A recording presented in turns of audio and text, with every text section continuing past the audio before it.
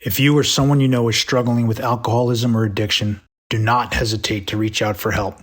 You can find numerous free resources on our website, thebeginagainpodcast.com, and there are tons of resources and support networks available online, in person, or just a phone call away. You don't have to face this challenge alone. Welcome to the Begin Again podcast. I'm your host, Gary Menkes. On the Begin Again podcast, we delve into the inspiring journeys of individuals who have overcome alcoholism and addiction and emerged as true trailblazers in entrepreneurship, business, sports, and beyond. Through authentic, uplifting, and profound conversations with our guests, we aim to shatter the stigma surrounding addiction and demonstrate that recovery can be a catalyst for remarkable success, strength, and resilience. We firmly believe that by listening to these accounts, you will be empowered to unlock your own potential, instigate positive change in your life, and contribute to the creation of a better world. So, get ready to be inspired and embark on your own personal journey of growth with the Begin Again podcast.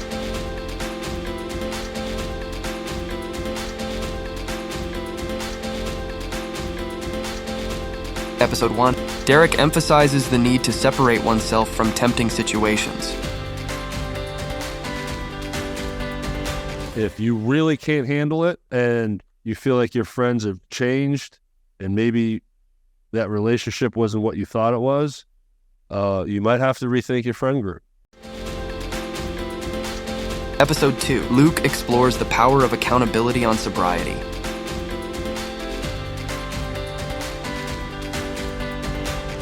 I do think my work helps. I'm reminded of what could happen for me if I go back down that path. You know, one's too many, 1,000 is never enough. If I go back that path, that's where I could end up. So that does hold me accountable to a certain extent, and it does give me a lot of purpose and mission and drive. Episode 3, Michael talks about attending AA meetings and finding a sponsor, and also shares his vision for his own podcast called the Sober Shares Podcast. And eventually he said, "Welcome home. Welcome home, Mike." That blew me away. And that's why if you listen to my show, the Sober Shares podcast, I start off every single episode by saying, "Welcome home, friends." And that is a direct homage to that person that was on the phone at the central office of Alcoholics Anonymous San Diego when he told me, "Welcome home." Episode 4. Through their raw and heartfelt stories, Charlie encourages us to take the first step to sobriety and just start doing it. Don't worry about the process. Don't think about the process. Don't judge the process. Don't analyze the process. Just do it to the best of your ability and see what happens. Episode 5. Anthony motivates us to keep the fight going, not just for sobriety, but for life. I'm going to tell him that you're worth it. Yeah. I'm going to say your life is worth it, and your sobriety is possible. And the world is not a better place without you. Episode 6. Dino shares the valuable lessons he learned along the way, looking beyond what we see. Don't discount the fact that, everybody who's watching, what you see sometimes in interviews, what you see on TV or even commercials, you don't know, or even social posts. You don't know what's behind those photos. Episode 7. With raw honesty and vulnerability, Julian opens up about the pivotal moments that led him to seek help and make the decision to turn his life around. How many close calls can I get before I actually change? And you would think that an event like that would make you change the trajectory of your life, but it's not until I hit rock bottom. I had to learn the hard way for me to fully get the lesson. Episode 8. From battling addiction in his early years to becoming the CEO of a thriving startup, Mike's experiences have shaped him into the inspiring individual he is today. What I'm doing right now with my life is far more valuable than anything that was ever in the brochure. And you know what? People might look at Mike's brochure now and go, "I don't want that. That's simple. I have a simple life right now. It's successful. It's simple. And it's all based on sobriety, and it's fantastic." Episode 9. Ryan's journey serves as an inspiration for anyone grappling with their own addiction, offering a glimmer of light in the darkest of times. I had a sense of meaning and purpose. It was small, but it was something I had been lacking in my life for so long that I just fell in love with it. Episode 10. Shane's incredible journey of overcoming addiction, and find inspiration in his unwavering determination to rewrite his script. I'm definitely not perfect. As a parent, as a husband, I do dumb stuff sometimes still. Compared to what I used to do, now it's gotten a heck of a lot better, no doubt. But I'm learning, man. And I want to continue to learn and grow and get better as a man, as a husband, as a dad, as a friend, and all of the above. Episode 11. Natalie's story serves as a beacon of hope for anyone who has ever struggled with addiction.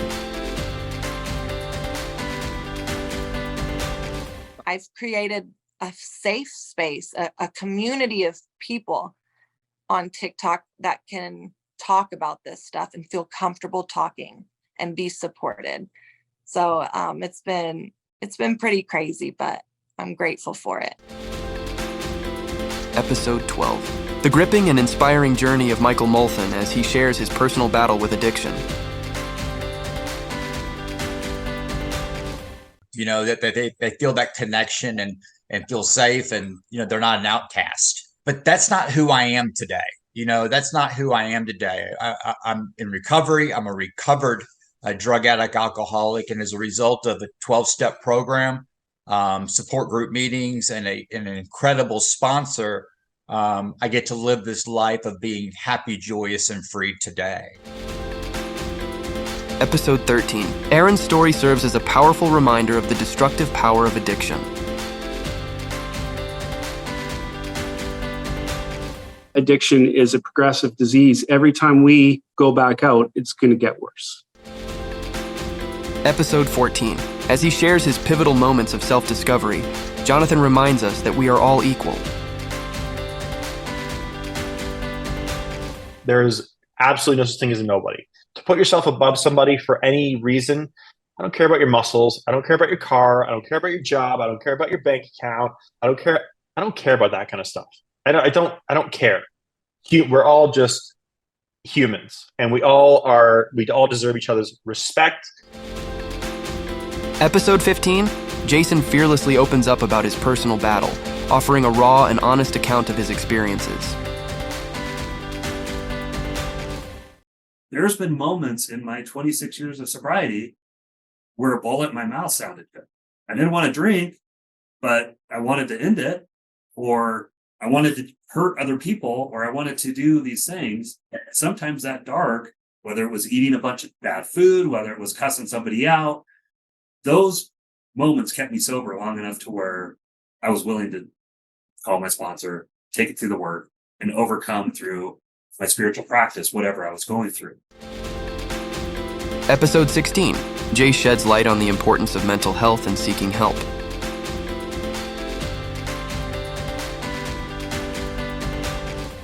This world, man, you're going to get into obstacles, you're going to get into problems, and instead of doing it on your own, ask for help, because it's the best thing in the world, and how people can lighten each other up. Like this conversation right here, this makes my whole day, man. This I know I'm going to have a good day just by talking to you about mental health, and this is how important it is. Episode 17. Tim Lodgen, a survivor and advocate, shares his personal journey of grappling with addiction. Every day, in between the throwing up and the crying and the going to the bathroom, I would look in the mirror and say, remember this feeling. We are never doing this again. Episode 18. Moira's wisdom and resilience will inspire and empower listeners from all walks of life. We do trudge the road, but I don't believe our Creator wants us to trudge. I think He wants us to thrive. Episode 19. Derrick shares the pivotal moments that led him to confront his addiction head-on.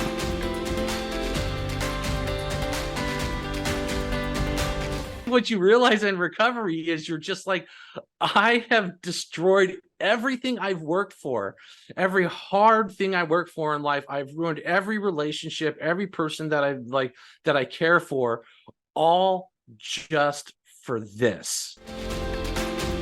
Episode 20. Jason offers practical advice and inspiration for anyone seeking a way out of addiction.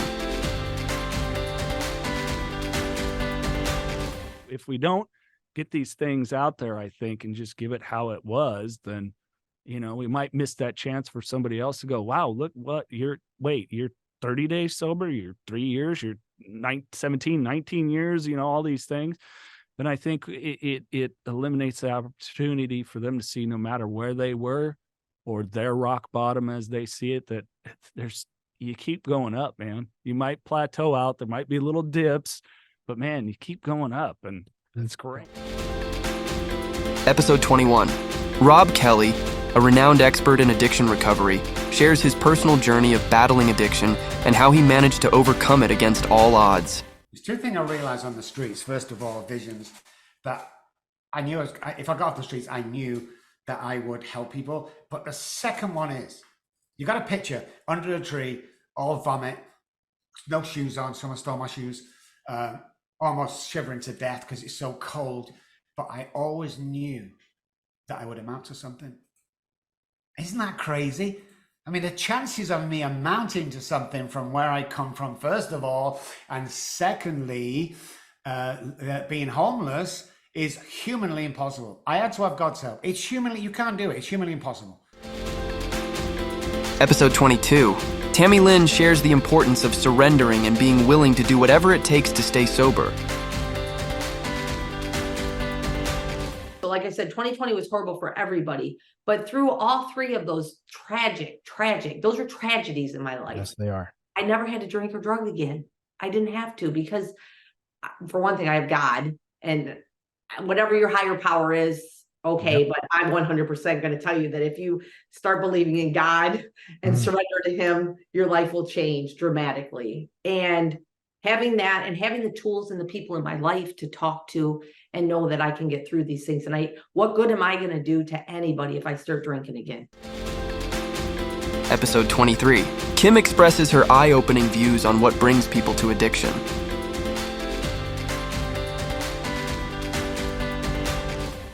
And I really wanted people to know, one, that they were good enough, that they had qualities they just forgot they had, that the alcohol or the drugs was just a Band-Aid for something much deeper.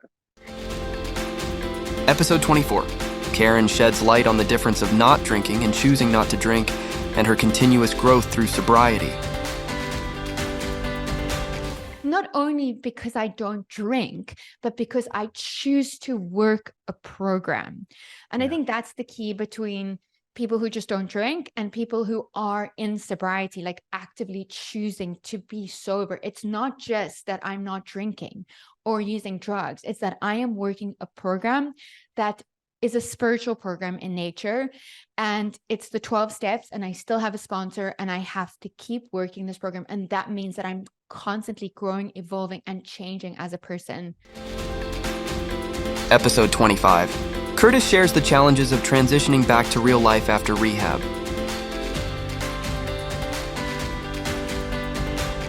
It took me a good 3-4 years, to really understand what recovery was, and what loving myself was, and what being okay with what I saw in the mirror every day was after rehab, because I didn't know how to do life.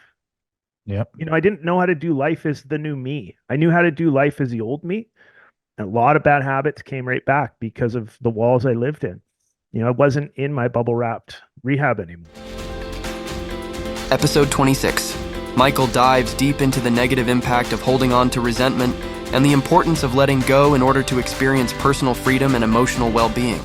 They told me straight up, kind of how it was, dude, a lot of your demise is your own making. I know that hurts, because here I am, it's the world's problem. Yes. Everybody did this to me, right? If they didn't do this, I wouldn't have done that, So I walked around with all these resentments, all these things, and I just blamed the world for my problems. And, hey, the whole world's against you. It's not the whole world. Episode 27. This episode explores Ruben's extraordinary journey of forgiveness, understanding, and resilience. I didn't have any faith in God. I was not a man of God. I was an atheist. So at that time, I didn't believe that there was a God anymore. I believed that everything I've seen and been through, I thought that if there is a God, why is all this stuff happening? So there must not be a God. We got to take matters into our own hands. I thought in my head, I felt something that I never experienced before, that it left me overwhelmed. But at the same time, I felt this inner peace. I had an inner peace that I couldn't explain, but I was super excited and happy inside. I felt forgiveness, but I also felt excited that I knew that this was real. I got forgiven. I felt the forgiveness power. Episode 28. Arlena's realization and acceptance of her truth leads her to sobriety.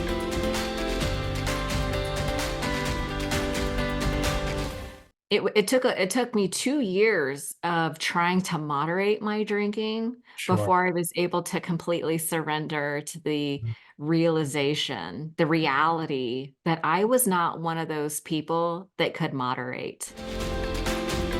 Episode 29. Samantha shares the power of embracing one's past to create a brighter future. Kept looking at all these people who kept coming back, and I'm like, and now looking back, I'm like, I did keep coming back. There's just so much humility in it, and the fact that I could have had almost 20 years if I had kept my shit together, and I had to really let go of that and just be like, it's okay. Episode 30. Zach's raw honesty states his fear of his own self under the influence which pushes him to stay sober. He says it's, we don't regret the past, nor do we wish to shut the door on it, right? So it's the friendly reminder for me that a lot of times people don't want to speak from a place of I, but I don't want to necessarily look at the things that I've done in the past that can make me feel bad. Nobody wants to feel bad. Right. And if I don't remind myself of that, I'm potentially destined to repeat the same mistakes. So I need to recognize that when I drink, that's where it takes me, whether I want to or not, whether I'm a good person, quote unquote, or not. What are my actions? You're absolutely right. Episode 31. Janice reminds us to keep trying no matter how many attempts or how much time you'll need. If you're committed to amending it, you can make forward progress. It might take a long time. It might take some trial and error. What worked for me may not work for you, but let's try as many things as possible. Episode 32. Tony opens up about his journey from discontent and addiction to a profound shift in perspective that led him to discover the power of giving instead of consuming. Human beings are the only species on this planet that just consume. The majority of humans just consume. The trees all take the water from the earth, create leaves, bloom, which brings in the bees. They give to the bees. They take and pump out oxygen into the air so that we can be alive. Every animal is going through a cycle of life in which it's giving back to the earth in some way. And yet the majority of human behavior is this idea of, let me see how much I can consume and take. Episode 33. Jenny's coping mechanism led her to a near-death experience, which served as her turning point in life. I've worn these masks and protected myself for so long that for me, showing emotion, breaking down and crying, I protect myself so much. And so I wasn't showing those kind of emotions. Episode 34. Garrett takes us through the harrowing depths of his struggles, from growing up in a broken home to being trapped in a destructive cycle of substance abuse. What's happened if I run into the 16-year-old me? I don't know if I would say anything, man. I think more or less I try to just be an example for the person to look at too. A lot of people told me stuff at that age and probably me to myself. But the greatest thing I didn't have was an example to go by. And a lot of us go by, and a lot of us, for some people, it's easy for us to be told or something to do. And I think that when you get that value, spend more time with your mom and dad, man. Episode 35. Hear how Dan's journey of overcoming alcoholism has positively impacted his relationships. and discover the small steps he takes towards self-improvement on a daily basis. I mean, I was only, two weeks in, but it's like the 12 steps, like you said, the journey of self-discovery. Like the drinking is what brought us there. But the drinking is this much of it. It's what you learn about yourself and the process, and re-examining all the relationships in your life. And holy cow. I mean, what an amazing experience. Episode 36, Gigi shares her personal journey of overcoming childhood trauma and finding self-worth through therapy and a higher power. Worry less, it's not going to go on as long because we are getting honest and we're claiming a higher power and a wisdom, and we're using tools, and, we have an image of a more sane person that we want to be. Episode 37. Dana discusses the importance of focusing on hope and positivity in recovery, rather than dwelling on past traumas. It's not your fault that these things happened, but it's your responsibility to take them and make the most of your life. Episode 38. Dan's story is one of resilience, strength, and the transformative power of sobriety. What you focus on is what you become. So make sure that focus is always thrown towards something positive. Episode 39. Jen's point of view of sadness redefines our mindset of negative emotions that leads us to have a better understanding of how to process our emotions. Sadness is just as important as joy, and everybody needs to feel that in order to experience life, that you need to have the contrast in life. And that it's okay to feel sad. You're not going to die from a feeling, but allow yourself to cry, allow yourself to process it. Go for a walk, just like we were talking about. It's one of the best ways to process emotions. Episode 40. Janine, the host of Chasing Heroin podcast, shares how this made her choose life. And heroin forced me to choose the side of life. And heroin is where my true power was as a human being, as a person. Episode 41, Flint passionately advocates for comprehensive treatment programs, education, and the life-saving potential of Narcan in schools. So again, how do we help these people? Yeah. It's one person at a time, obviously. Mm-hmm. That's the best that we can do. Episode 42. Paul's story is a powerful reminder that it's never too late to change your narrative, and that every setback can pave the way for a comeback. We see the complication of our existence through our innocent child's eyes, and when fear is coming through this thing that, this human that should be, beaming, right, purity and joy, and there's no limitations anywhere, and she's afraid, and it's like, oh my gosh, man. So that was that was right around this time. Yeah. 17 years ago.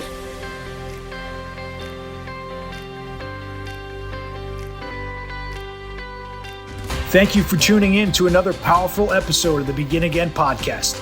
We sincerely appreciate your time and support.